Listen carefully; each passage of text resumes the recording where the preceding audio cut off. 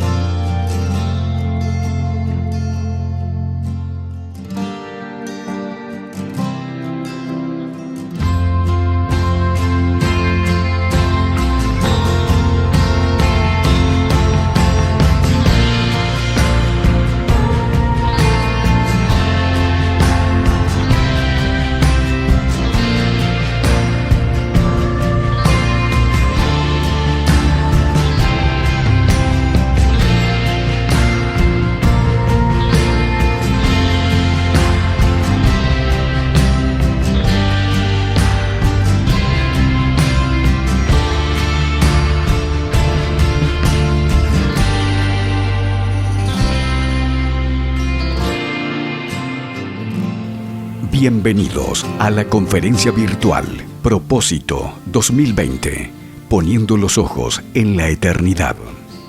Hoy, el sufrimiento y su propósito eterno, con Miguel Núñez. Presenta Daniel Marmolejos. Hermano, buenas noches, bienvenido a su conferencia Propósito, poniendo los ojos en la eternidad. Estamos llegando al final de nuestro tercer día de conferencia y la verdad es que estamos alegres, estamos contentos, estamos regocijados. Habíamos orado para que Dios se acordara de nosotros, para que Dios nos visitara, para que nosotros, sus hijos, pudiéramos ser bendecidos, y ciertamente hemos sido inmensamente bendecidos por medio de su palabra. Hermanos, gracias por caminar junto a nosotros estos 3 primeros días. Gracias por apoyar el ministerio de Radio Eternidad. Gracias por ser parte de esta conferencia Propósito. Como decíamos el martes en la noche, el 2020 ha sido un año donde la vida de muchos nosotros ha sido impactada. Ciertamente, en medio del confinamiento, muchas personas han experimentado mucha soledad. Qué bueno fue oír a nuestra hermana Janine en la tarde de hoy que puedes estar soltero, pero nunca solo. Que los solteros, al igual que los casados, fueron comprados por precio. Si eres soltero, no olvides que no estás solo. Fuiste comprado con la sangre de Cristo y como cristiano le perteneces a un Dios amoroso, justo, santo y perfecto. En nuestra segunda sesión del día de hoy vimos otra área que fue sumamente impactada en esta pandemia y fue la educación de nuestros hijos. Gran parte de Latinoamérica ha sido impactada y ha tenido que empezar la escuela en el hogar. Qué bueno fue escuchar a la hermana Nedelka, quien nos recordó en su charla que en medio de los retos de la educación en el hogar que se vive en esta nueva normalidad, podemos organizarnos, que Dios nos ha dejado instrucción en su palabra acerca de la organización, acerca del orden en el hogar y que debemos construir ese reto sobre 3 pilares: la sabiduría, la prudencia y el conocimiento. En la noche de hoy hablaremos de un tema que de una manera u otra en nuestro paso por este mundo a muchos nos ha tocado atravesar. Algunos hemos padecido enfermedades, otros hemos perdido familiares que amamos, otros hemos sido golpeados, maltratados, burlados, humillados. ¿Cuán presente están en nuestras vidas los padecimientos, el dolor, las dificultades? ¿Cuántos de nosotros hemos vivido situaciones críticas? ¿Cuántos en algún momento hemos pensado desfallecer porque no podemos soportar más el sufrimiento que nos ha tocado vivir? Y la pregunta es, ¿tiene Dios propósito en el sufrimiento de sus hijos? ¿Escapan estas situaciones a su control? ¿Tiene Dios algo que enseñarnos a través del sufrimiento? Para nuestra conferencia de hoy, queremos darle la bienvenida al pastor Miguel Núñez. Pastor, buenas noches. ¿Cómo está, Daniel? Gracias por la misericordia de Dios. Bien, pastor. Antes de que usted inicie su conferencia, déjeme hacer la presentación para que algunos, aunque yo creo que pocos no le conocen, pero si hay alguno que no le conoce, pues tenga la oportunidad de conocerle más. El pastor Miguel Núñez sirve como pastor titular de la Iglesia Bautista Internacional en Santo Domingo y es el presidente y fundador de Ministerios Integridad y Sabiduría, que tiene como visión impactar la generación de hoy con la revelación de Dios en el mundo hispanoparlante. Es médico internista e infectólogo, obtuvo una maestría en teología, la Escuela de Estudios Bíblicos Bautista del Sur y un doctorado en el Seminario Teológico Bautista del Sur. Es autor del podcast No es tan simple como parece y co-conductor del programa de televisión Respuestas, verdades absolutas para un mundo relativo. Es autor de los libros tales como Jesús, el hombre que desafió al mundo y confronta tu vida, una iglesia conforme al corazón de Dios, enseñanzas que transformaron el mundo, vivir con integridad y sabiduría, de pastores y predicadores, y Renueva tu mente, entre otros. Es miembro del cuerpo de directores de Coalición por el Evangelio, vicepresidente de Coalición para el Evangelio y director de estrategia para América Latina del Seminario Teológico Bautista del Sur. Está casado por más de 35 años con la doctora Catherine Cherardi. Pastor, el escenario virtual es suyo. Bueno, gracias, Daniel. Un verdadero gozo y privilegio ser parte de esta conferencia a propósito. Gracias por la invitación de Radio Eternidad y sus líderes a poder compartir acerca de un tema que ha estado en el tapete por muchos años. El propósito del sufrimiento, el propósito eterno del sufrimiento. Este es un tema que ha sido discutido a lo largo de los años, por siglos, por teólogos, por ateos, por filósofos. Y la realidad es que cada quien tiene una manera, un lente diferente de verlo, de evaluarlo y conclusiones distintas a la que arribamos. Lo cierto es que para los filósofos ateos el sufrimiento no tiene ningún propósito, no tiene ningún sentido. Y desde el punto de vista cristiano, a nosotros no se nos ha prometido que no vamos a sufrir, pero sí que Dios ha llenado nuestro sufrimiento con sentido, con propósito, con dirección, y eso es precisamente lo que nosotros quisiéramos ver en este día.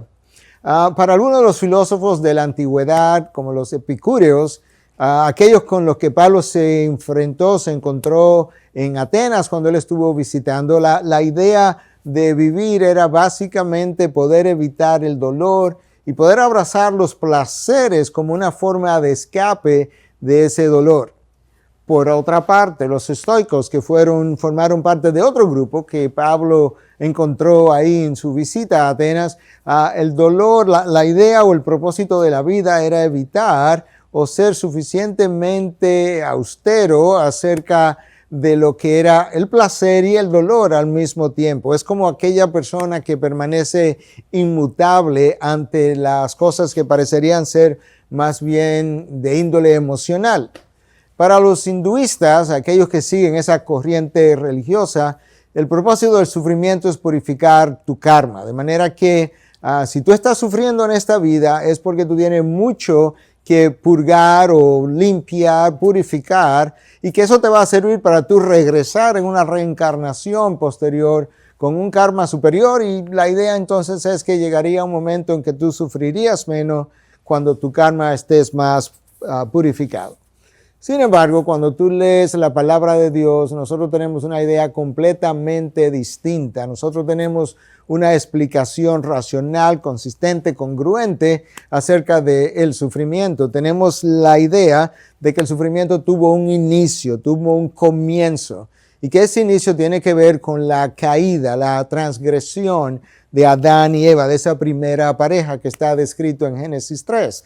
Anterior a Génesis 3 no hay ninguna descripción de que el hombre, Adán, Eva, y eventualmente si ellos hubiesen podido reproducir en ese tiempo, sus descendientes tampoco hubiesen experimentado el sufrimiento. Ahora, el sufrimiento llega como fruto de la caída y llega como parte de la maldición que Dios pronunció sobre el planeta Tierra. Y sin embargo, Dios toma eso que es parte de esa maldición y lo usa para bendición y para preparación de aquellos de nosotros que hemos establecido una relación personal con Cristo Jesús y que hemos entrado en los propósitos de Dios.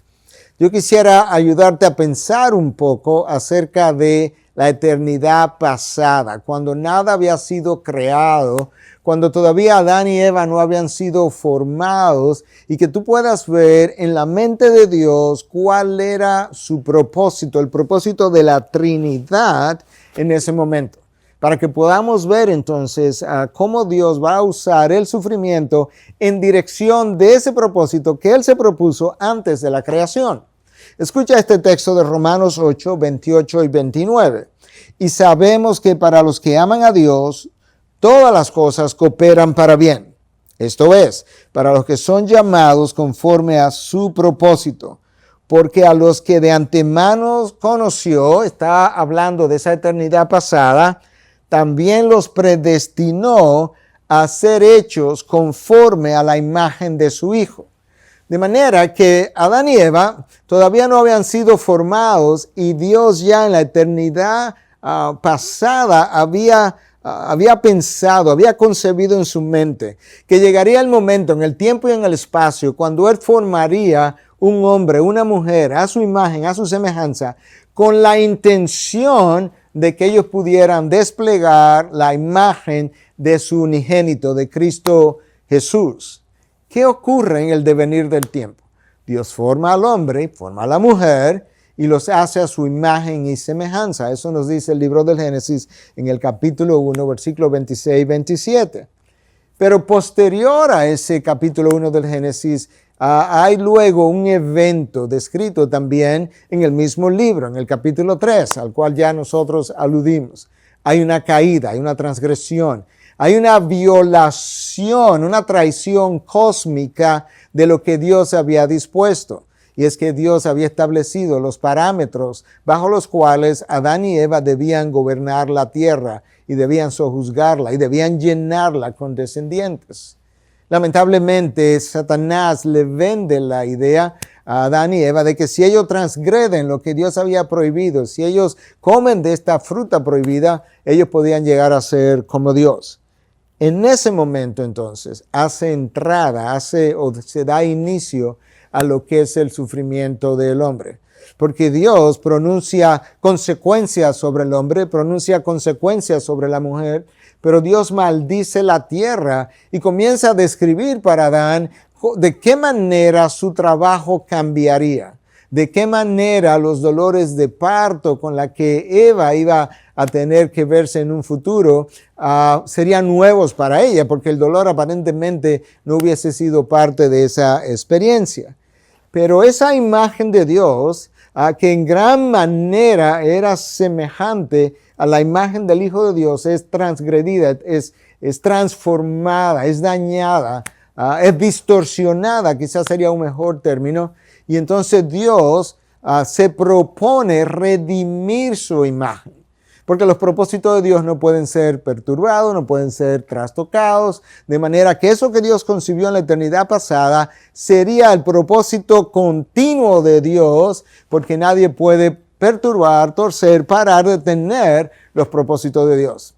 Y eso es exactamente lo que se nos anuncia, aún en Génesis 3:15, se nos habla entonces de que alguien vendría precisamente a poner fin a lo que Satanás había comenzado.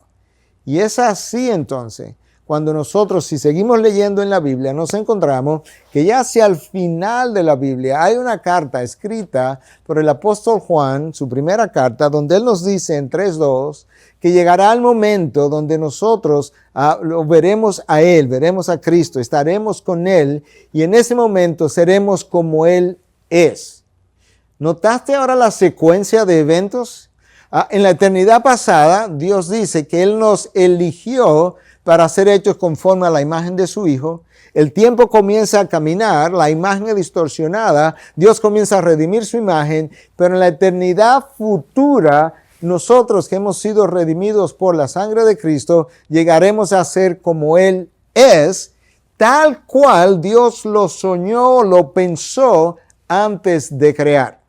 La pregunta entonces, en el interín en el que nosotros vivimos, en este estado que muchos han llamado ahora, pero no todavía, en ese momento, ¿verdad? Entre la caída y luego la redención final, estamos sufriendo, pero ¿cuál es el propósito del sufrimiento? ¿Cómo usa Dios el sufrimiento? ¿Cómo transforma Dios aquello que era parte de la maldición en una bendición? ¿Y cómo usa Dios ese sufrimiento como preparación para lo que Él tiene para nosotros en el futuro? Déjame leerte una vez más el texto con el que yo comencé para hacer un énfasis especial. Romanos 8:28. Sabemos que para los que aman a Dios, todas las cosas, sufrimiento incluido, cooperan para bien. De manera que Dios en ningún momento ha dicho que todas las cosas exclusivas, con la exclusión del sufrimiento, van a cooperar para bien. No. las que nosotros llamamos buenas y las que nosotros llamamos malas y las que nosotros llamamos peores están dentro de todas las cosas. Van a cooperar para bien. La pregunta que yo tengo que hacerme es, ¿para cuál bien? ¿Para que yo me sienta bien? ¿Para que a mí me vaya bien? ¿Para que yo estés bien? ¿Para ese bien? La palabra define cuál es el bien. Esto es, ¿tú ves la definición? Esto es, para los que son llamados conforme a su propósito. ¿Cuál propósito? Porque a los que de antemano conoció, también los predestinó a ser hechos conforme a la imagen de su Hijo. Ese es el propósito en la eternidad pasada. Hacia ese bien, hacia ese propósito es que todas las cosas van a cooperar, sufrimiento incluido. De manera que en el resto del tiempo que nosotros tenemos, lo que yo quiero hacer es ver de qué forma Dios usa el sufrimiento en esa dirección. De manera que todo el tiempo, cuando yo esté compartiendo contigo, leyendo versículos bíblicos, ten en mente que todo lo que estoy diciendo tiene un propósito eterno, que ese propósito eterno es la imagen del Hijo de Dios y por tanto, todo lo que voy a describir y a leer está apuntando a hacer un grupo de personas a la imagen del Hijo. Ese es el tema que yo tengo por delante, ese es el reto, el propósito eterno del sufrimiento. Mi premisa número 1, o punto de enseñanza número 1, es que el sufrimiento nos ayuda a ser hecho a la imagen de Dios. De ahí venimos, hace un momento yo acababa de leer a Romanos 8, 28 y 29. Todo sufrimiento nos ayuda a nosotros los cristianos a ser hecho a la imagen de Dios. Yo necesito recordar que el mayor problema del hombre no es su sufrimiento físico. Por eso es que nosotros tildamos el sufrimiento como algo malo. El mayor problema que yo tengo es el pecado o la iniquidad en mi interior. Cuando yo sufro, el sufrimiento me aparta, me separa de mi salud y pudiera separarme de mi diario vivir, de lo que yo hago día a día. Pero mi iniquidad o mi pecado no me separa de mi salud, me separa de mi relación con Dios. Y el resto de lo que yo vivo de ahí en adelante como consecuencias de esa separación es precisamente lo que me va a traer, me va a ocasionar o a lo que yo voy a llamar sufrimiento, que Dios dice, a pesar de que esto te produce un dolor físico, emocional quizás, déjame mostrarte que en mi plan eterno yo voy a tomar eso que es parte de la maldición pronunciada en Génesis 3 y lo voy a convertir en una bendición. Y esa bendición no es nada más y nada menos que la formación de la imagen de mi Hijo en ti. Premisa número 2, el sufrimiento entonces Dios lo usa para destruir los mayores problemas nuestros, los mayores problemas del hombre. Los mayores problemas del hombre, pudiéramos hacer una lista larga, pero lo voy a resumir en 4 o 5 cosas. Uno es autonomía. Ese fue el problema de Adán. Adán quiso ser autónomo de Dios, quiso separarse de Dios cuando él da el paso que Dios. Número 2, el orgullo del hombre. Aquello que no permite a ese hombre llegar a Dios de una forma humilde, humillarse delante de Dios. Y entonces el orgullo me mantiene alejado de Dios. Por tanto, si el sufrimiento va a contribuir a traerme a Dios, de alguna manera tiene que ayudarme a romper, a destruir mi autonomía, mi orgullo. La ingratitud. Uno de los grandes problemas del hombre es que no ha sabido darle gracias a Dios por lo recibido. Número 4, mi ceguera espiritual. Mi ceguera espiritual no solamente no me permite ver mi pecado, mi iniquidad, como no lo veo, entonces no veo la necesidad de un redentor, de un salvador, no veo la necesidad de un Dios. Por tanto, si Dios toma el sufrimiento y lo usa para levantarme, por así decirlo, levantarme el velo de manera que yo pueda ver mi ceguera, mi daño espiritual, mi pecado, entonces al verlo, quizás yo clame a Dios y eso me traiga a Cristo. Y por otro lado, Dios usa el sufrimiento para aplastar mi rebelión, no con la intencionalidad de causarme dolor, sino con el propósito de hacerme sumiso, de manera que en mi sumisión yo pueda recibir su bendición.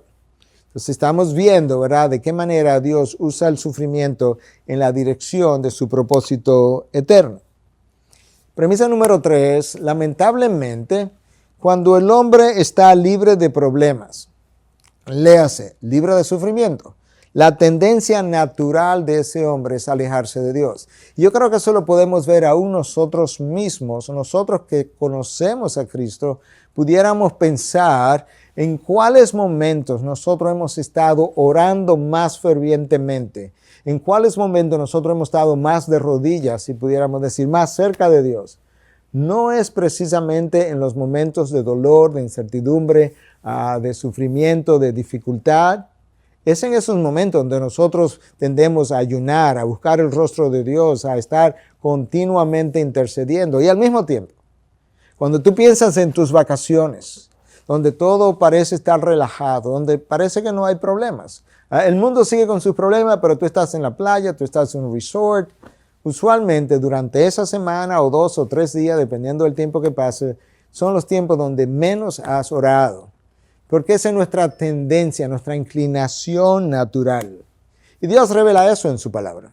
Y no puedes estar formando la imagen del Hijo en ti, que es el propósito eterno de Dios, si no estás cerca de Dios, si no lo estás buscando, si no estás en intimidad con Él. Pero escucha lo que Dios dice a través del profeta Oseas 13:6.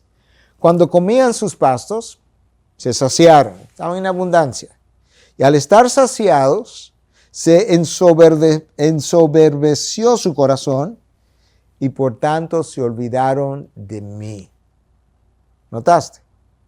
El olvidarse de Dios fue precedido por una abundancia, por una sensación de satisfacción y de estar saciados. Esa es la inclinación del hombre. Y Dios, en su amor por nosotros, para que no nos despeguemos de Él, para que no nos alejemos de sus bendiciones, no nos alejemos de su protección, permite el dolor, permite el sufrimiento, la dificultad, porque eso es cuando nosotros venimos de cerca y estamos ahí y Él continúa formando dicha imagen.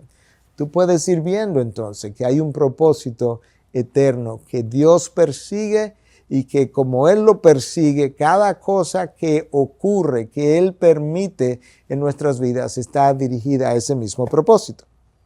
Premisa número 4.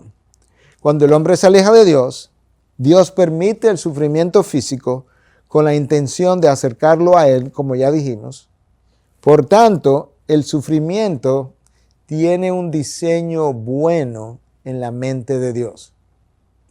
Eso que yo llamo malo, Dios dice, es malo desde tu óptica. Es malo desde la perspectiva humana, terrenal. Si pudieras subirte aquí arriba, por encima del sol, y ver lo que yo estoy haciendo, entonces tú podrías ver que ciertamente la experiencia de la carencia, del dolor, del sufrimiento, es buena. Esa es la razón por la que algunos teólogos han dicho que en el último sentido de las cosas, para el cristiano no hay cosas malas, porque las cosas que nosotros llamamos malas, Dios la está usando para un bien sublime, un bien superior, que es la formación de su imagen. Hace años atrás que un rabino judío escribió un libro, su apellido fue Kushner. Kushner escribió un libro acerca de por qué cosas malas ocurren a gente buena.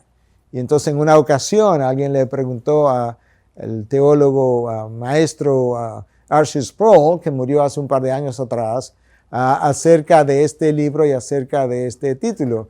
Y le hizo una pregunta, le dice Archie, ¿por qué tú crees que cosas malas pasan a personas buenas?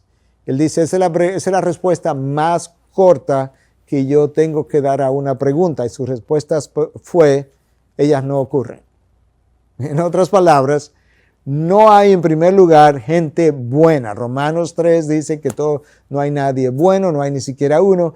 Pero por otro lado, para el cristiano no hay cosas malas si todas ellas están cooperando para la formación de la imagen de Cristo en nosotros. Déjame leerte un par de versículos de la Biblia para que tú puedas ver cómo Dios usa el sufrimiento para atraernos.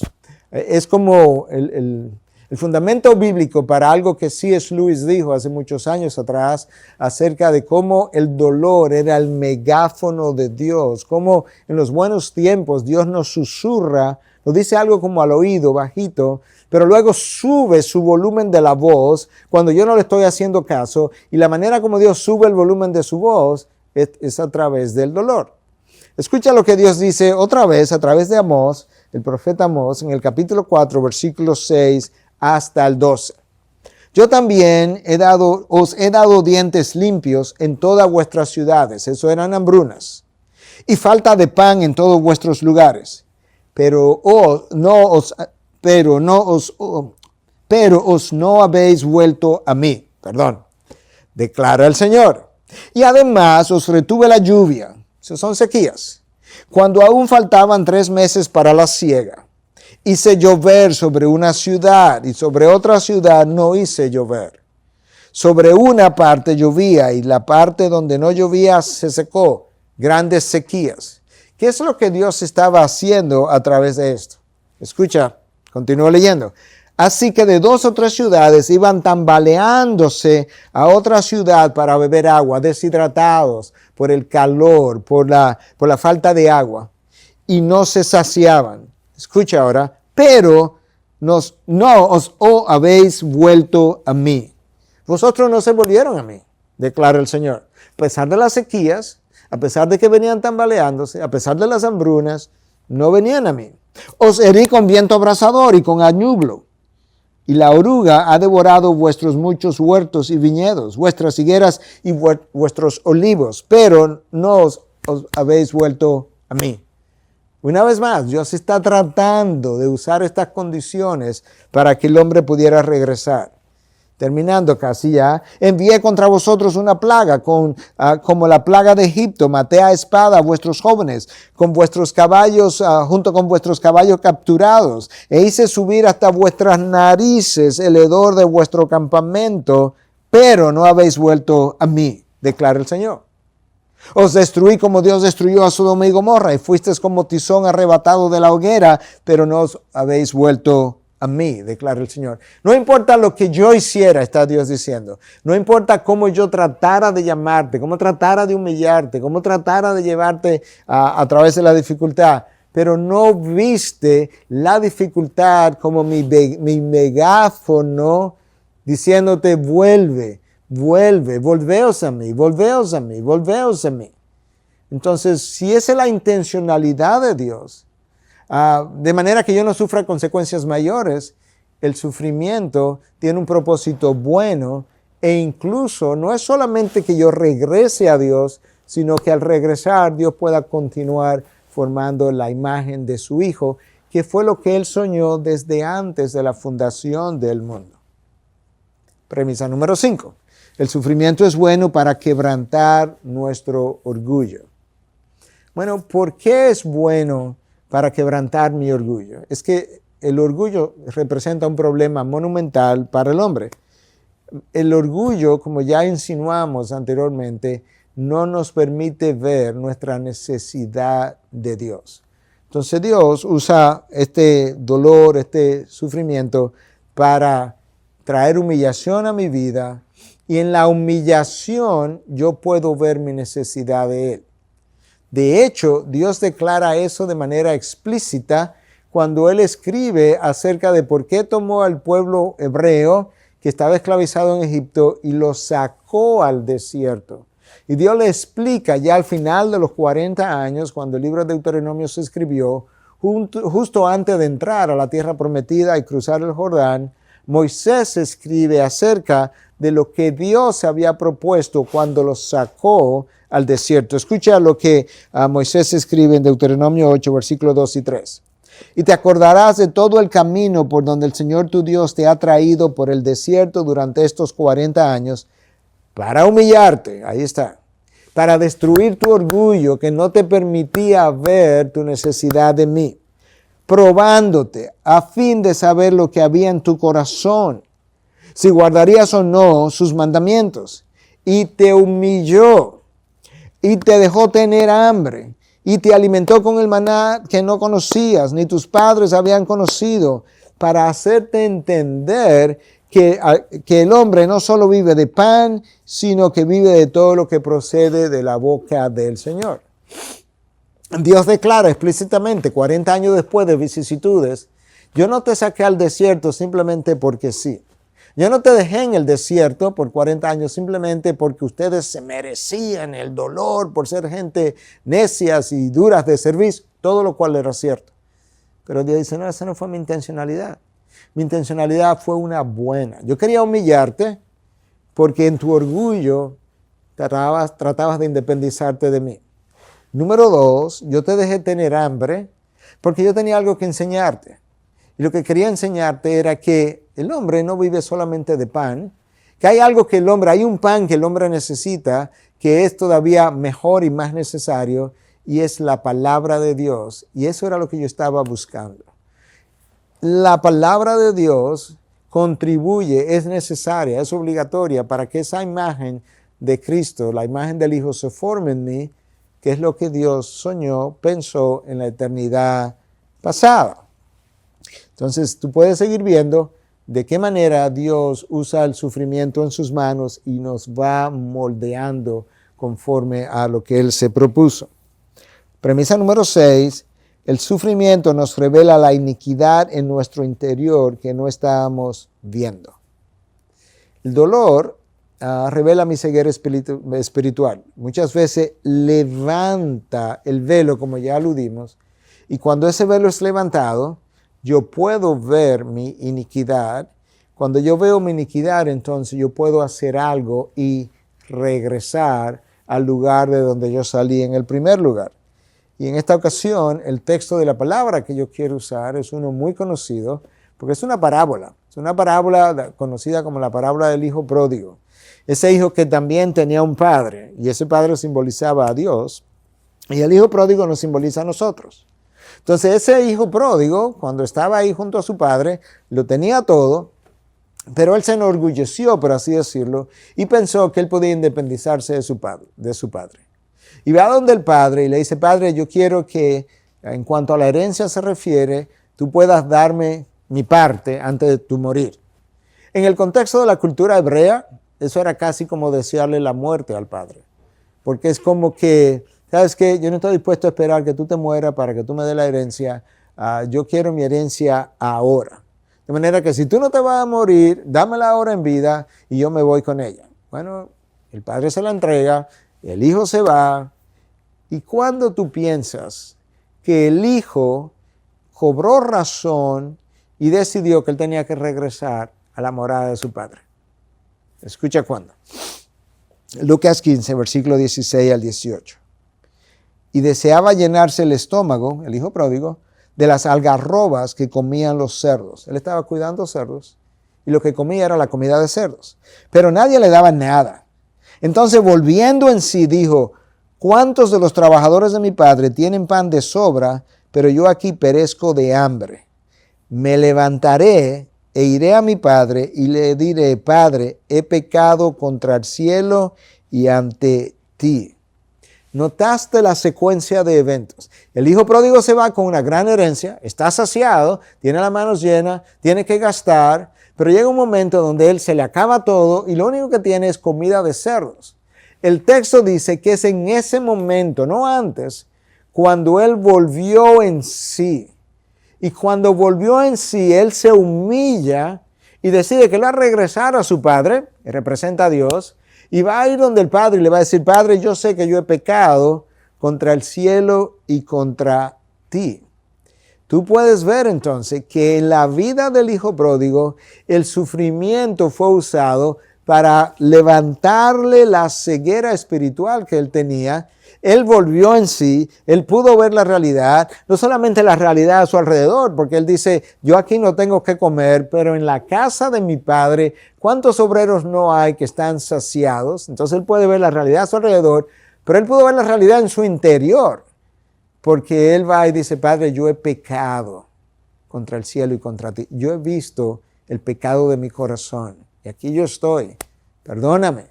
Y el padre le perdona y le recibe y le devuelve, ¿verdad? Ustedes conocen la historia y manda que lo vistan y se haga una fiesta y se celebra, recordándonos que Dios usó esa experiencia de dolor para hacerlo regresar, volver en sí y tener otra vez vista que le permitiera comparar su condición interna y su condición externa con lo que él era y con lo que él tenía anteriormente.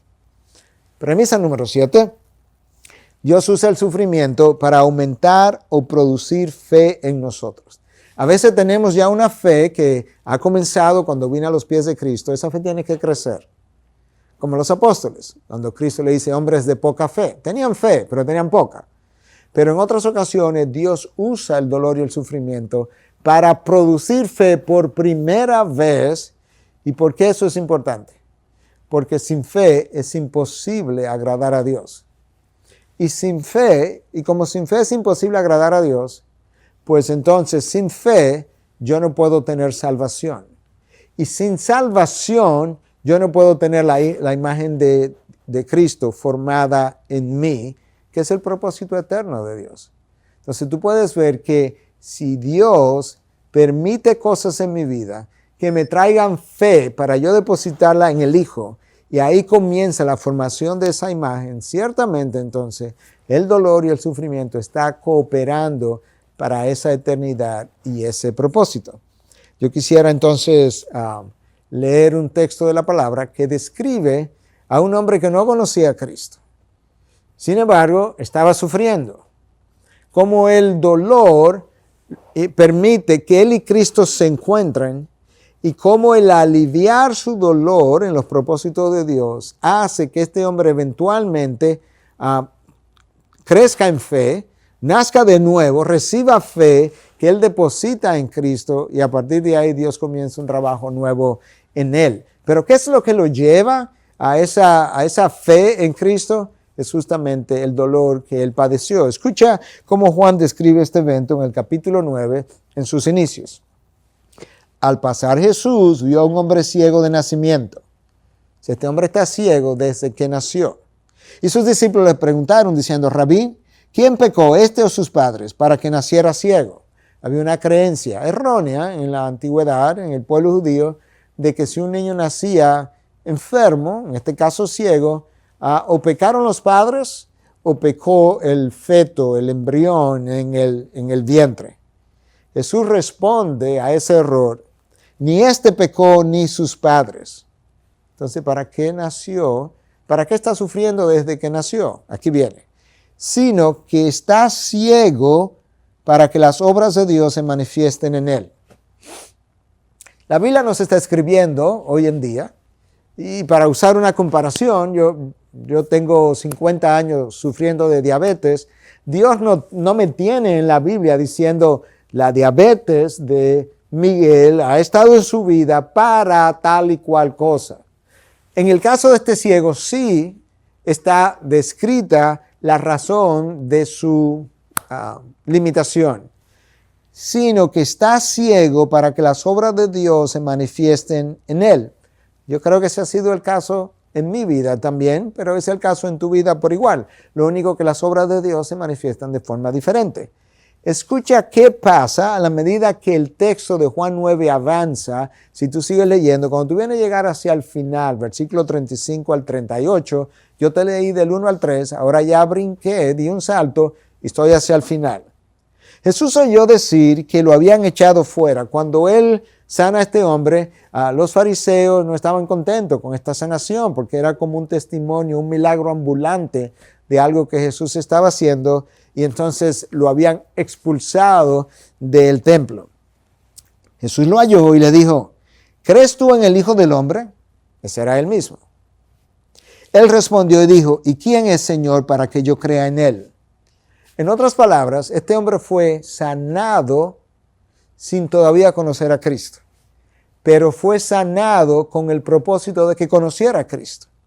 Jesús le dijo, pues tú le has visto, y el que está hablando contigo, ese es. Él entonces dijo, creo, Señor. ¿Tú piensas que recibió salvación ahí? Escucha lo próximo. Y le adoró. Esa frase está ahí precisamente para que tú y yo sepamos que este hombre no solamente recibió sanación física, él recibió sanación física para recibir salvación espiritual. Pero lo que le trae la sanación física y posterior salvación espiritual es su ceguera de nacimiento, es el dolor desde que nació hasta este momento que se encuentra con Cristo. ¿Sabes qué? Alrededor de este hombre habían otros que tenían sus ojos abiertos, que tenían visión, que podían ver. Lamentablemente, esos otros no recibieron ninguna sanación física, pero peor aún, no recibieron ninguna salvación espiritual de parte del Señor Jesucristo. El dolor y el sufrimiento es el punto de encuentro de Él con Cristo Jesús. Y eso es exactamente como Dios está haciéndolo en muchos otros casos, pero que no están escritos o descritos en la Biblia. Mira cómo Pedro, que estuvo cerca de Cristo, que posteriormente tuvo la oportunidad de escribir, y escribió su primera carta a un grupo de cristianos que estaban en la diáspora, estaban desperdigados, dispersos, a veces siendo perseguidos, escondiéndose, sufriendo. Y Pedro, habla de cómo Dios usa el dolor en la alimentación, fortalecimiento de la fe que ya nació. En el caso del ciego, el dolor le trajo una fe que nació por primera vez. En el caso de estos creyentes a los que Pedro le está escribiendo, ya hay una fe que ha nacido, pero esa fe necesita ser purificada. Entonces escucha cómo Pedro le escribe en su primera carta, capítulo 1, versículos 6 al 7. En lo cual, está hablando del sufrimiento, os regocijáis grandemente, aunque ahora por un poco de tiempo, si es necesario, seáis afligidos, ahí está el sufrimiento, con diversas pruebas, para que la prueba de vuestra fe, tú ves, hay una fe que ya nació, pero está siendo puesta a prueba, más preciosa que el oro que perece, aunque probado por fuego, sea hallada que resulta en alabanza, gloria y honor en la revelación de Jesucristo. La fe que depositaste, la fe que recibiste en el momento de nacer de nuevo, va a ser probada. Pero la razón por la que Dios la está probando no es para mostrarte lo incapaz que tú eres, aunque es cierto, lo insuficiente que eres, aunque es verdad. Esa no es la intencionalidad. La intencionalidad, por lo menos en este contexto, es recordarte que esa fe es más preciosa que el oro y que Dios lo que quiere es que tu fe se purifique de tal manera que cuando todo sea dicho y hecho, tu fe resulte en lo que es alabanza, gloria y honor para nuestro Dios en el día de la revelación de Cristo Jesús. Pero esa fe que resulta en gloria, honor y alabanza de nuestro Dios resulta en bendición para nosotros, en estabilidad emocional y espiritual, en protección, en seguridad, en todas las cosas que tienen que ver con lo que es la presencia de Dios. Ahora, eso no es todo. Nosotros pudiéramos pasarnos varias horas hablando de las bendiciones del sufrimiento. Escucha una premisa más, pero no la última. El sufrimiento produce cualidades en nosotros típicas de la imagen de Cristo que de otra forma no se desarrollarían. En otras palabras, déjame ponerlo de esta forma. Si tú vas a un gimnasio a entrenar, como el que entrena para competencias, hay músculos que se van a desarrollar, pero que requieren entrenamiento de 2, 3, 4 horas diarias. Sin embargo, si tú te quedaras de vacaciones en un resort cómodo, hay condiciones de tu cuerpo que nunca se van a desarrollar, porque requieren disciplina, requieren trabajo arduo, requieren a veces hasta de dolor. Lo mismo ocurre a la hora de nosotros pasar por vicisitudes. Hay cosas del carácter que tienen que ver con la imagen de Cristo que nunca estarían en mí si yo no atravieso el desierto de dolor, por así decirlo. Como lo dice Pablo a los romanos en el capítulo 5, versículos 3 y 4. Y no solo esto, sino que también nos gloriamos en las tribulaciones. Tú ves que el contexto es la dificultad. Sabiendo que, ¿por qué es que nos vamos a gloriar en las tribulaciones? Bueno, porque yo estoy convencido de lo siguiente, la tribulación produce paciencia. O sea, no hay paciencia sin tribulación previa. Y la paciencia produce carácter probado. Mi carácter es el fruto de una paciencia que ha permanecido, ha perseverado en la tribulación. Y el carácter probado da lugar a la esperanza. Pablo me está ayudando a entender cómo se forma ese carácter, pero me está dejando ver ese carácter solo se forma en la tribulación. Por tanto, dice él, yo me voy a gloriar.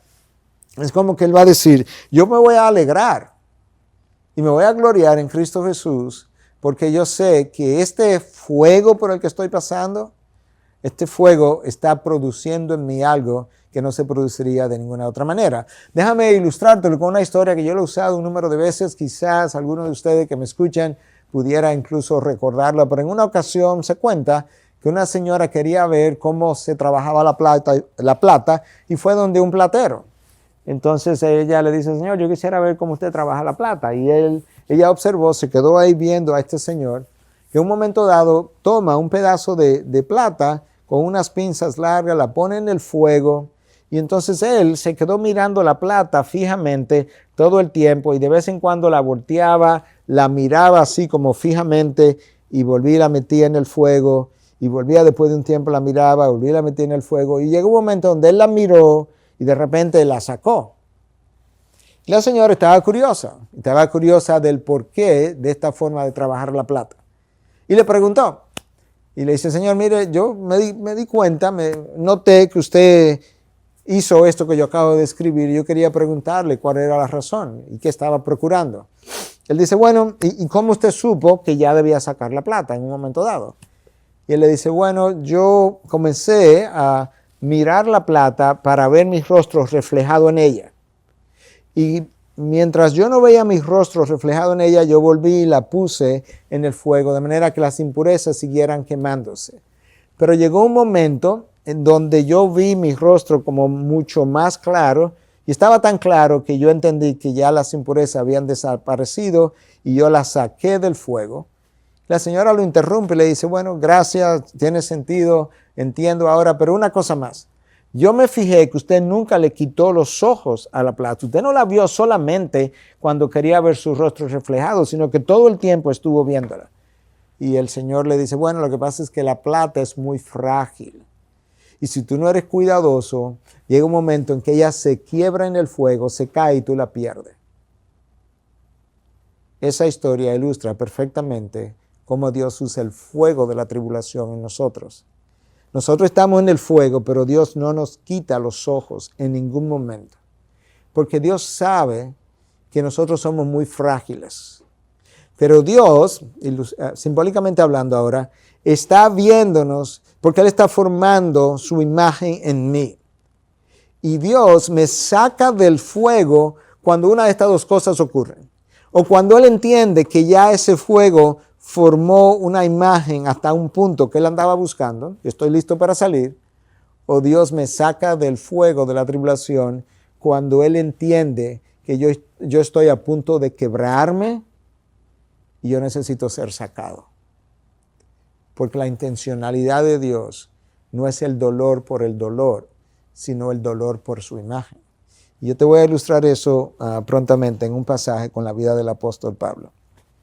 Premisa número 9, el sufrimiento nos enseña el valor de la palabra de Dios. Bueno, ¿por qué eso es importante? Porque resulta que es la palabra la que produce fe en mí y me da salvación. ¿Qué es lo que Pablo escribe a los Romanos en el capítulo 10? Que la fe viene por el oír, la fe viene por el oír y el oír por la palabra de Dios. Entonces, ¿cómo es que viene la fe? Por la palabra de Dios. Pero resulta que es la palabra que me trae salvación y es la salvación que comienza a formarme a la imagen del Hijo. Mira lo que escribe el salmista ahora en el Salmo 119, versículo 71 y luego versículo 92 del mismo Salmo 119. Bueno es para mí ser afligido para que aprenda tus estatutos. Nota la relación que el salmista establece entre el aprender la palabra de Dios de una manera que me transforme y la necesidad de la aflicción. Yo recuerdo a raíz de un padecimiento de la espalda que yo tuve el año pasado y antepasado, hasta que fui operado, que al regreso de la cirugía, ya cuando estaba mucho mejor, yo compartí con la iglesia un mensaje que se llamó exactamente así. Fue bueno para mí ser afligido, extraordinariamente bueno. Y el salmista lo atestigua. Pero ese mismo salmista escribe en en el versículo 92, si tu ley no hubiera sido mi deleite, entonces habría perecido en mi aflicción. Lo que lo sostuvo en la aflicción fue la palabra de Dios. Pero no solamente la palabra de Dios, sino que la palabra de Dios fue su deleite.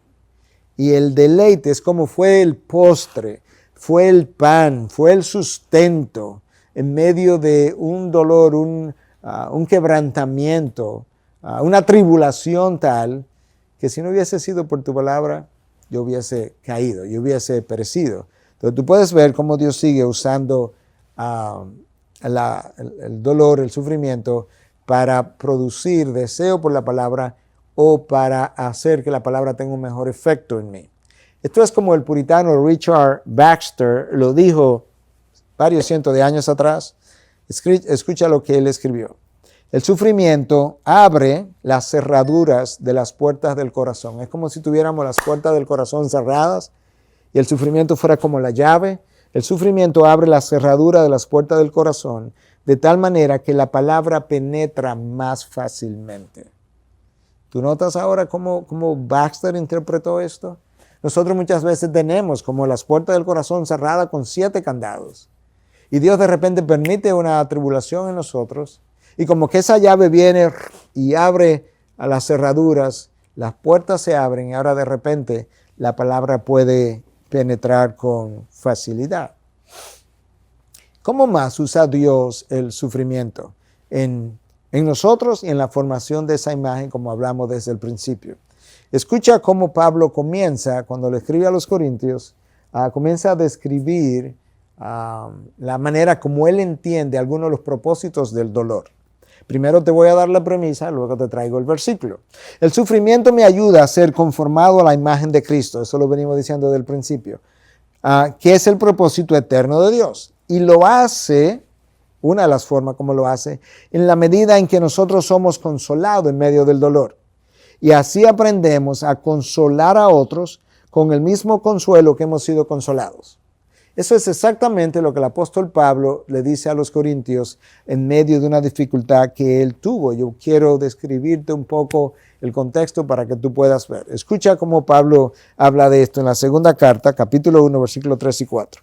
Bendito sea el Dios y Padre nuestro Señor Jesucristo, Padre de misericordias en plural y Dios de toda consolación, el cual nos consuela en toda tribulación nuestra, para que nosotros podamos consolar a los que están en cualquier aflicción con el consuelo con que nosotros mismos somos consolados por Dios. Pablo nos está diciendo, nosotros no sabemos consolar. Por lo menos no sabemos consolar como Dios consuela. Entonces Dios permite que yo entre en la tribulación y Él viene por medio de su Espíritu y me consuela. Algo que yo no hubiese podido experimentar en la abundancia y en la falta de dolor.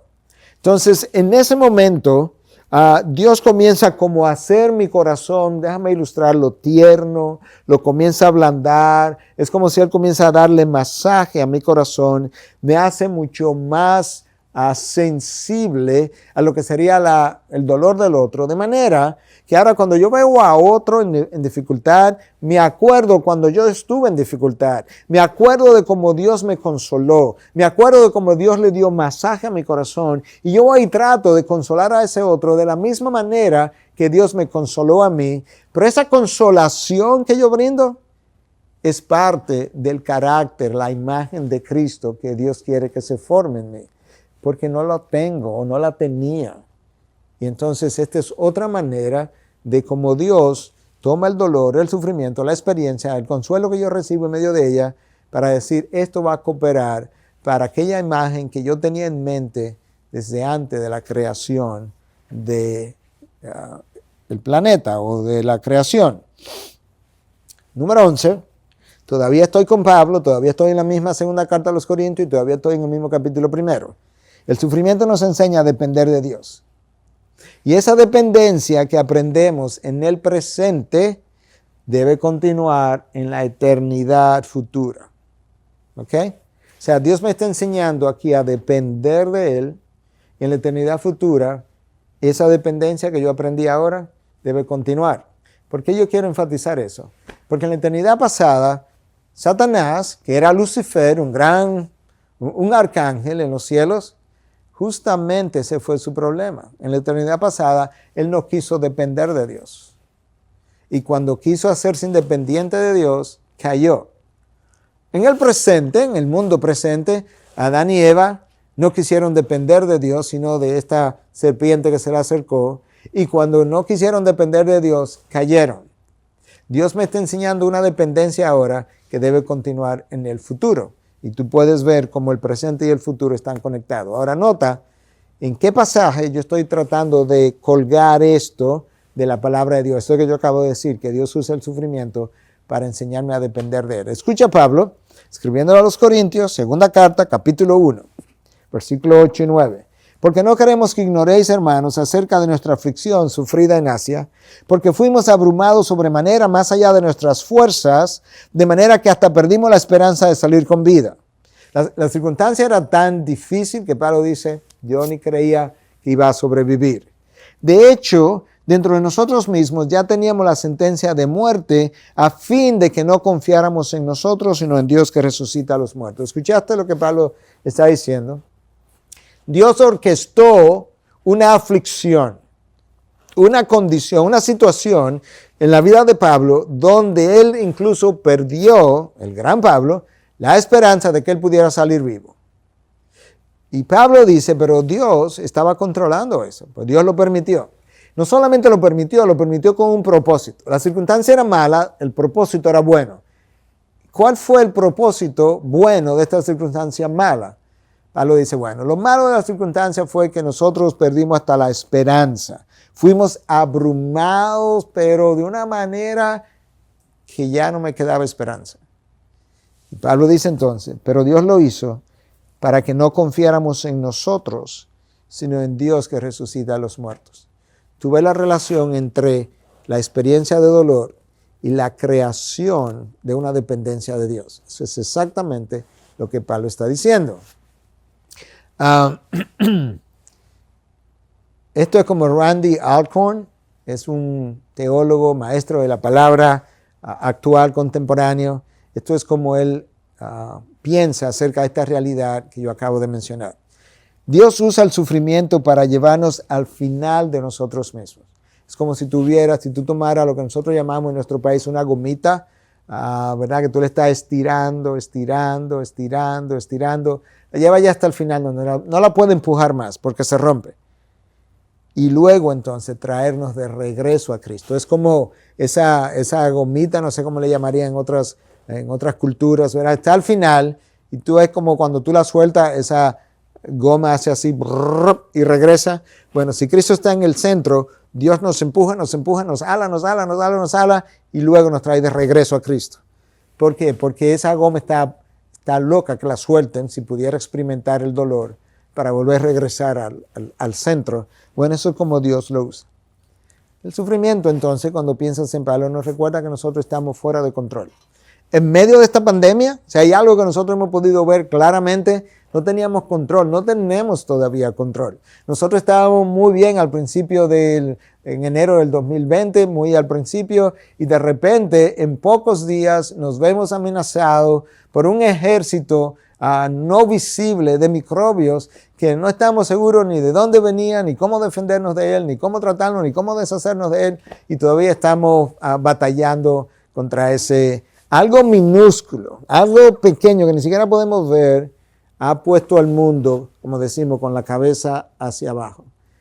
El dolor nos recuerda, nosotros no estamos en control. Aquí hay alguien mucho más grande que nosotros, mucho más sabio que nosotros, mucho más poderoso que nosotros. Él tiene el control.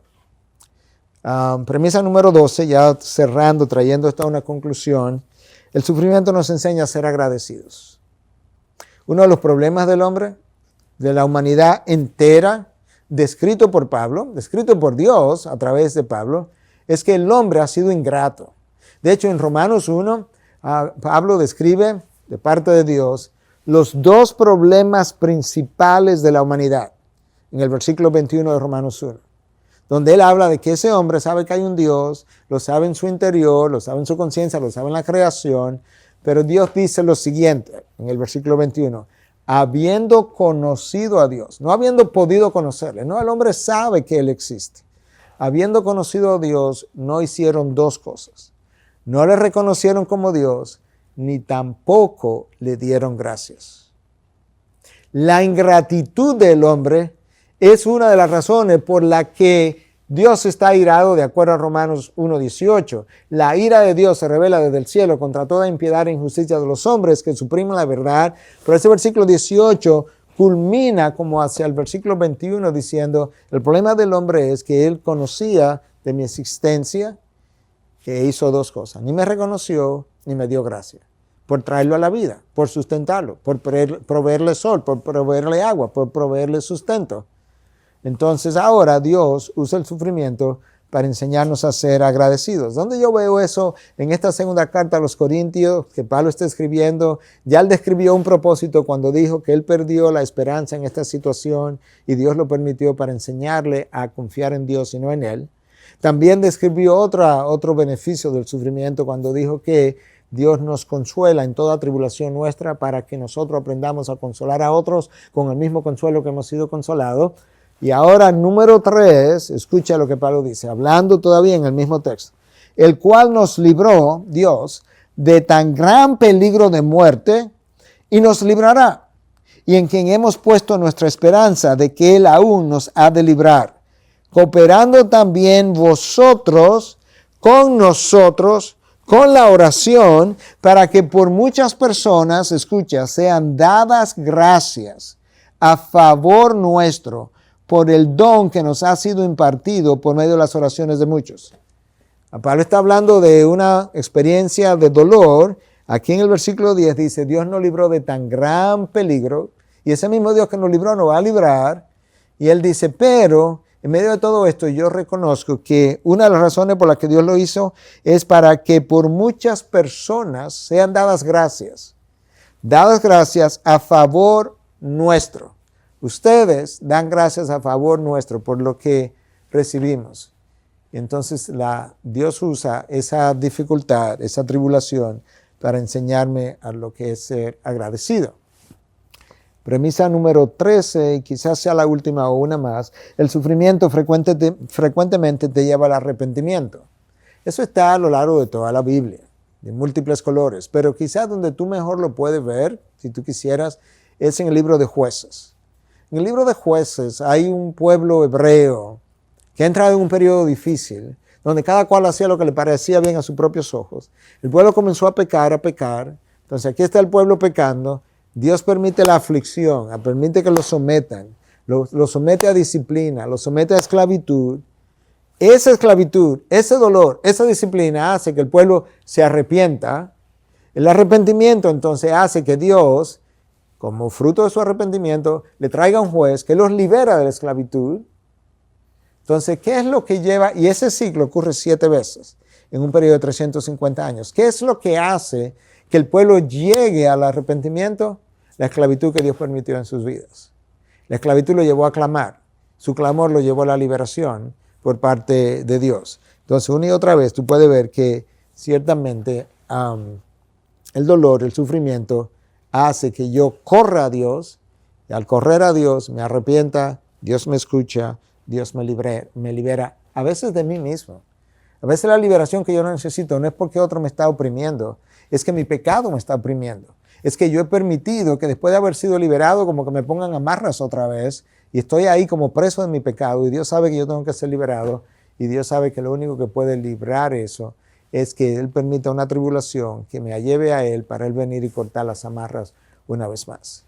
Y finalmente, el sufrimiento con frecuencia expone los ídolos del corazón.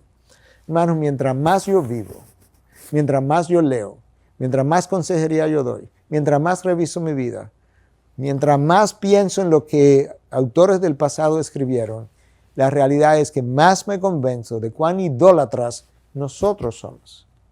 Juan Calvino decía que el corazón es una máquina fabricadora de ídolos y que esa máquina fabricadora de ídolos actúa de tal manera que cuando tú destruyes uno, ella comienza a formar el otro inmediatamente.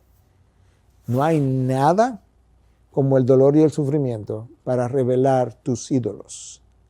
Porque tú te quejas en la tribulación de los ídolos que ahora no tienen, de los ídolos que no te proveen la satisfacción que hasta ahora te habían provisto, del ídolo que no te provee la comodidad que hasta ahora te había dado, de los ídolos que no te producen el placer que hasta ese momento te había dado, porque todo eso se ha ido.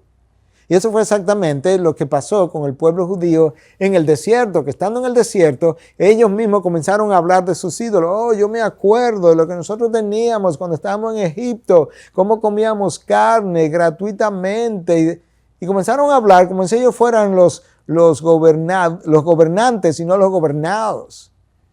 Y justamente Dios permitió para la carencia del desierto, la experiencia del desierto, para ver lo que el corazón tenía escondido.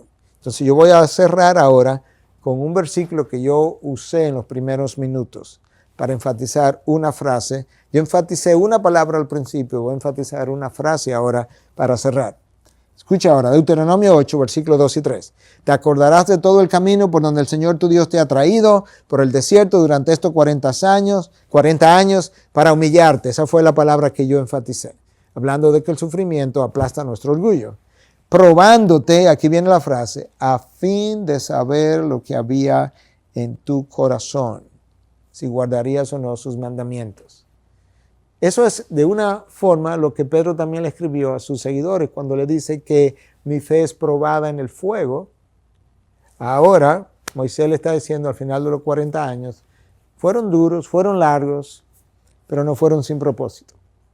Dios no solamente quería humillarte, como ya hablamos muy al principio de esta charla, Dios quería saber lo que había en tu corazón. Y hay algo que tú y yo necesitamos saber, es que la tribulación nos aprieta y salen cosas ahí, salen ideas, pensamientos, acciones, a veces estilos de vida. Lo que sale de ahí es lo que estaba ahí. Nadie lo puso dentro de ti.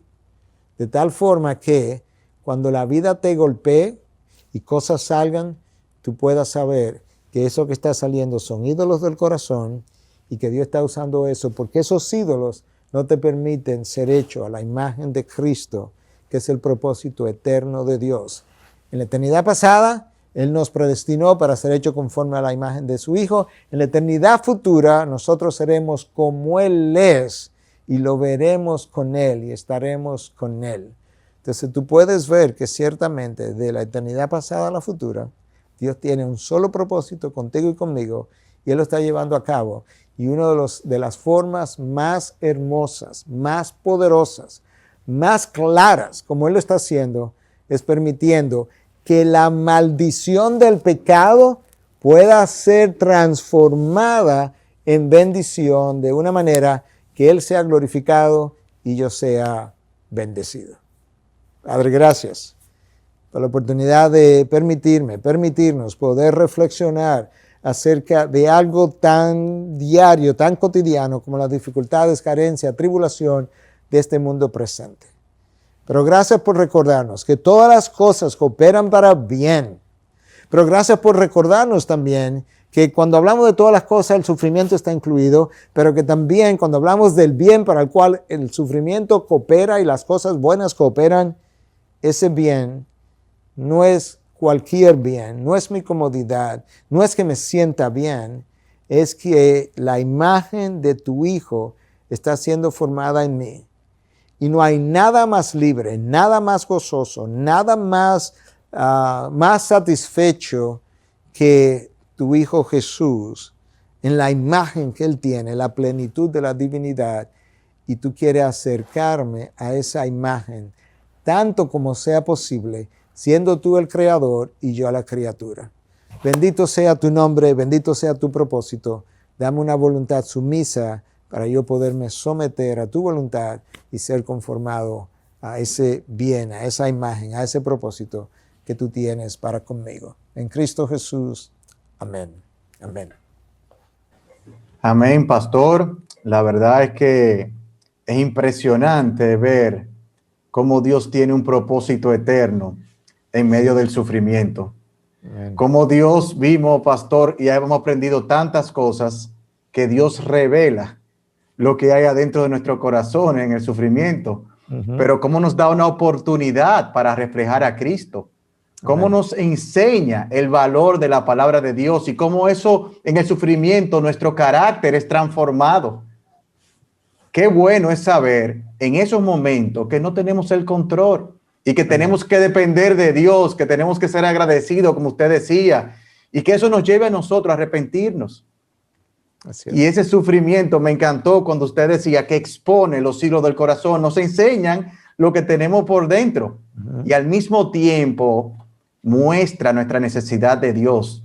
Y lo más hermoso del sufrimiento, la verdad, como usted decía, es que nos lleva y nos acerca a Dios. La verdad que, pastor, que muchísimas gracias por esta charla tan edificante, como he aprendido tanto acerca del sufrimiento. Ahora me gustaría que pasáramos al tiempo de preguntas y respuestas. Hemos recibido algunas preguntas de nuestros oyentes y quisiéramos compartirla con usted. ¿Cómo no? Un placer poder hacerlo, Daniel. Gracias, pastor. Mire, la primera pregunta que nos envía es todo el sufrimiento que hemos vivido en medio de esta pandemia, el dolor, la crisis económica generalizada a nivel mundial. ¿Podemos considerarlo como un castigo de Dios a la humanidad? Bueno, yo quisiera responder eso con parte A y parte B. En primer lugar, ciertamente Dios ha usado dificultades como esta, plagas, por así decirlo, pandemias como esta en diferentes momentos en la Biblia. Algunas de ellas ocurrieron, un número significativo de ellas ocurrieron como un juicio, una disciplina directa de parte de Dios. Parte B. Por otro lado, yo tengo que recordar que yo vivo en un planeta caído. En ese planeta caído todo disfunciona, absolutamente todo. Entonces, en ocasiones hay grandes lluvias que están causando inundaciones, hay agua de más y hay otros sectores del planeta donde hay sequías. Eso es parte de la disfunción de un planeta caído. De esa misma manera, en este mundo caído, en este mundo ya corrompido por el pecado, hay bacterias, hay virus que nos afectan, que invaden nuestros organismos y que de una manera natural, aun si Dios no estuviera haciendo absolutamente nada, van a causar de vez en cuando, de tiempo en tiempo, calamidades de este tipo. Y finalmente, para poner el A y B junto, pudiera ser que esas cosas naturales que van a ocurrir como fruto de la caída del planeta, Dios simplemente la esté permitiendo, quizás no la ha enviado directamente, pero ciertamente si está ocurriendo es porque Él la permitió, de manera que en último caso Dios siempre tiene el control de lo que ocurre, ya sea porque directamente envió la plaga o porque simplemente la vio venir y dejó que ocurriera con propósitos múltiples como estuvimos describiendo, y yo creo que me he estado viendo eso en la pandemia. Hay gente que se ha estado acercando, otros que estaban dentro de iglesia, pero que se fueron y que quizás nunca regresen más y fueron probados porque realmente no tenían una fe genuina.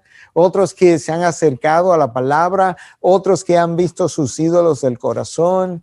Y ciertamente Dios desde los cielos declara, como dice el libro de Lamentaciones, si hay una calamidad en la ciudad, no la he causado yo. Dios se hace responsable de todo lo que ocurre en su universo, porque como dice una de las declaraciones de fe más antiguas, de la Reforma para acá, una de esas declaraciones de fe dice que Dios orquesta activa o pasivamente todo cuanto ocurre en su universo. De manera que esta pandemia fue orquestada por Dios, ya sea activamente o pasivamente, con la intencionalidad de purificar sus hijos y glorificar su nombre. Gracias, pastor. Pastor, usted mencionaba en su conferencia acerca de que íbamos a ser humillados. Jesucristo dice que en el mundo tendremos aflicción. Sin embargo, ¿por qué se nos hace tan difícil a los cristianos someternos a la soberana voluntad de Dios? Y más aún cuando se trata del sufrimiento. Yo creo, Daniel, que yo le he hablado a nuestra iglesia recientemente. El domingo pasado hablábamos de esto y creo que quizá una semana atrás hablábamos de lo mismo en uno de los cursos de los miércoles, que lamentablemente el mismo cristiano que dice ya conocer a Dios, muchas veces él conoce más acerca de Dios que el Dios que él dice conocer. Y una de las maneras como yo lo he ilustrado para mi iglesia es que yo puedo conocer de un presidente, el presidente más famoso que podamos pensar, puedo ir a su casa, puedo conocer su esposa, puedo conocer sus hijos, todos ellos me pueden hablar de ese presidente y sentirme como que yo lo conozco, pero ¿sabes qué? Quizá yo nunca ni siquiera he estado en su presencia. Y yo creo que muchas veces el cristiano conoce de los mandatos de Dios, conoce de los capítulos de la Biblia, conoce los versículos de la Biblia, sabe cuáles son las bendiciones de la Biblia, sabe dónde ir cuando yo quiero pensar en el buen pastor que me conduce por senda de justicia, sabe a qué pasajes ir cuando tengo carencia, cuando estoy en dolor. Pero muchas veces ese cristiano verdaderamente no tiene un conocimiento personal íntimo de Dios, donde él, cuando piensa en sus atributos, no los regurgita como una lista que Dios es santo y justo y poderoso y sabio, omnisciente, omnipresente, sino que él más bien cuando piensa en esos atributos tiene una sensación como de, oh, wow, yo no puedo creer que ese es el Dios que me dio a su hijo. Porque cuando esa sensación está, entonces yo puedo decir, yo conozco a Dios, yo conozco a Dios de una manera íntima. Hasta que eso no esté, yo no voy a someterme a Dios de una manera voluntaria, sin oposición, sin rebelión, sin cuestionamiento. Y yo creo que esa es la respuesta a tu pregunta. Es cuánto yo conozco a Dios versus cuánto yo conozco de Dios. Y el personaje bíblico que mejor ilustra eso es Job. Job, un hombre sin tacha, que conocía a Dios, tú dirías, tan bien que pudo decir Jehová Dios, Jehová quitó después de la muerte de 10 hijos. Y cuando Dios finalmente se le muestra y le enseña todo lo grande que él es, simplemente con preguntas y preguntas y preguntas, Job dice, yo no te conocía, yo había oído de ti, pero ahora mis ojos te han visto. Y yo no creo que, le decía recientemente a la iglesia, yo no creo que él vio una imagen de Dios, porque Dios es espíritu. Yo creo que lo que él dijo fue, ahora las preguntas tuyas son tan extraordinarias y yo soy tan ignorante de sus respuestas que finalmente yo he llegado a verte por lo que tú eres. Yo me arrepiento en polvo y ceniza. Y entonces ahora tú tienes a un Job que verdaderamente conoce a un Dios que él antes le conocía poco. Amén, amén. Pastor, otro hermano nos escribió lo siguiente y nos dice, ¿dejaremos de sufrir algún día o está el cristiano condenado a sufrir toda en mayúscula la vida? Bueno, si toda la vida es de este lado de la eternidad, entonces la respuesta es sí. Si toda la vida es todo mi tiempo de existencia, la respuesta es no. Justamente eso es nuestra esperanza. Nosotros tenemos una esperanza viva y tenemos la certidumbre de que cuando yo muero las cosas no terminan aquí. Esto no acaba aquí. Al contrario, esto continúa en la eternidad futura. Entonces ahora yo creo que este es un gran punto de enseñanza. Dios me envió a Cristo porque Cristo necesitaba construir un puente entre este lado de la eternidad y aquel para entrar al reino de los cielos. Lo que yo haga con Cristo de este lado de la eternidad determina si a la hora de mi muerte mis sufrimientos terminan o si a la hora de mi muerte mis sufrimientos se agravan. Y yo creo que para aquel que no conoce a Cristo, cuando muere, ahí donde sus sufrimientos verdaderamente comienzan. No solamente que se aumentan en intensidad y en número, pero en desesperanza, porque no puedo salir de allí. Pero para aquellos que estamos en Cristo, cuando yo muero, pues mi sufrimiento termina. Por eso es que el autor de Apocalipsis, Juan, dice que bendito aquellos que mueren en el Señor, porque descansarán de sus obras. Y al mismo tiempo, Juan habla de cómo nosotros al momento de morir, entramos a una eternidad de tal forma que ya no habrá llanto, ya no habrá lágrimas, Apocalipsis 21, hablando de la Nueva Jerusalén, ya no habrá dolor, ya no habrá más muerte, todo eso quedó atrás. Entonces ciertamente hay un fin de ese calvario, por así decirlo, para el cristiano, cuando nosotros pasamos de esta vida a la vida venidera. Ahora, de este lado no hay fin. En este mundo tendréis tribulación, como tú mismo mencionaste hace un momento atrás. Bueno, qué maravillosa esperanza, ¿eh? Qué maravillosa esperanza. La siguiente pregunta que nos envían es, ¿Es justo Dios cuando nos hace sufrir a los cristianos más que otros que son inconversos en las enfermedades económicas, muerte de parientes, etcétera? Bueno, Dios es justo. Yo creo que es un concepto vital de la cosmovisión cristiana. Yo tengo que, en primer lugar, antes de responder la pregunta, redefinir lo que es justo, porque, Daniel, con frecuencia nosotros tenemos un sentido de justicia y lo que a nosotros nos parece bien es justo. Lo que a nosotros no nos parece bien es injusto. Pero eso no es como la justicia se define. Esto es como yo tengo que entenderlo. Dios es justo por definición. Cuando yo miro, juzgo una acción de Dios y me parece injusta, en ese momento mi conclusión no debe ser que Dios es injusto, sino que hay algo de Dios y sus acciones que yo no entiendo, y el que necesita un realineamiento soy yo y no Dios. Entonces ahí comienza como la respuesta a tu pregunta, número uno. Número dos, si Dios permite que nosotros los cristianos suframos más que los no cristianos, claro que Dios es justo por lo siguiente. Cuando el no cristiano sufre, en su sufrimiento, asumiendo que él muere como no cristiano, ese sufrimiento no tuvo propósito, no tuvo sentido, no tuvo dirección, no tuvo nada bueno, porque todo lo que pasó fue malo. Cuando el cristiano sufre, no importa la intensidad de su dolor, su sufrimiento tiene propósito, tiene sentido, tiene dirección, tiene un fin bueno, de manera que el sufrimiento ha estado abonando algo en tu vida, y no solamente en tu vida, sino también que ha estado abonando algo en aquellos que te observan. Por eso es que es importante para el cristiano no solamente morir bien, es importante para el cristiano vivir bien. Y cuando él vive bien, no implica comodidad, no implica falta de carencias. Cuando él vive bien para la gloria de Dios. Y la gloria de Dios Amén. Y el gozo nuestro, como dice el pastor John Piper, no están divorciadas. Son de hecho inseparablemente unidas. Todo lo que glorifica a Dios a mí me trae satisfacción, gozo, certidumbre, seguridad, propósito. Y ahí donde Dios une su gloria con mi dolor o su gloria con mi gozo. Y entonces en ese sentido, cuando Dios permite que el mejor de los mejores, Cristo, sea clavado, ¿por qué yo puedo decir que Dios estaba siendo justo? No, Dios estaba siendo más que justo, porque la cruz de Cristo, con todo el dolor que implicó, no solamente que cumplió la justicia de Dios, sino que trajo una gracia masiva a través de la cual la humanidad podía ser salva. Entonces, claro que Dios fue no solamente justo, fue más allá de ser justo, fue misericordioso, porque el dolor trajo la salvación de nosotros. Amén, amén. Y finalmente, pastor, yo sé que usted lo mencionó en su charla, en la prédica.